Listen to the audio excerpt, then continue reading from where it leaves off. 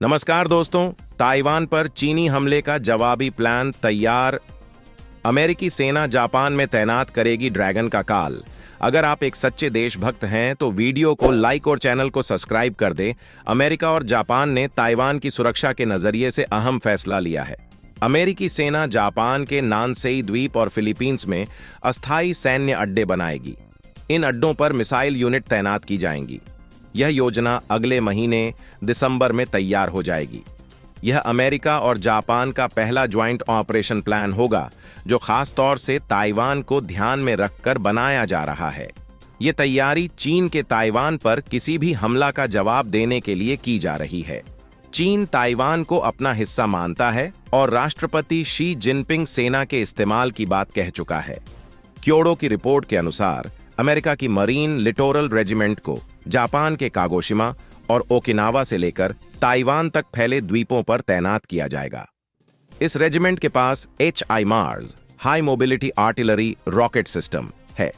HIMARS एक तरह का मल्टीपल लॉन्च रॉकेट सिस्टम है जो एक साथ कई रॉकेट दाग सकता है।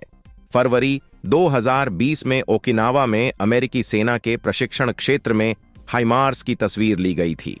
रिपोर्ट कहती है कि अगर ताइवान पर संकट चीन का हमला गहराएगा तो अमेरिकी सेना के दिशा निर्देशों के अनुसार इन द्वीपों पर अस्थायी बेस बनाए जाएंगे। छोटे छोटे समूहों में मरीन को कई जगहों पर भेजा जाएगा। जापान की सेल्फ डिफेंस फोर्स SDF अमेरिकी मरीन को सहायता प्रदान करेगी। इसमें ईंधन और गोला बारूद की आपूर्ति शामिल है। अमेरिकी सेना फिलीपींस में multi domain task force MDTF की लंबी दूरी की फायर यूनिट तैनात करेगी। MDTF को हवा, जमीन, पानी, अंतरिक्ष, साइबर और सूचना क्षेत्र में काम करने के लिए डिजाइन किया गया है। फरवरी 2023 में अमेरिका और फिलीपींस ने अमेरिकी सेना के इस्तेमाल के लिए फिलीपींस में ठिकानों की संख्या बढ़ाकर 9 करने पर सहमति जताई थी। ताइवान संकट के दौरान इन ठिकानों का इस्तेमाल किया जाएगा। जापान और अमेरिका सैन्य सहयोग बढ़ा रहे हैं। दोनों देश चीन की बढ़ती सैन्य ताकत, उत्तर कोरिया के परमाणु विकास और रूस के साथ उसके बढ़ते सैन्य संबंधों के खतरे को देखते हुए रक्षा सहयोग मजबूत कर रहे हैं। रक्षा सहयोग का उद्देश्य जापान और अमेरिकी सेना के बीच तालमेल बढ़ाना है।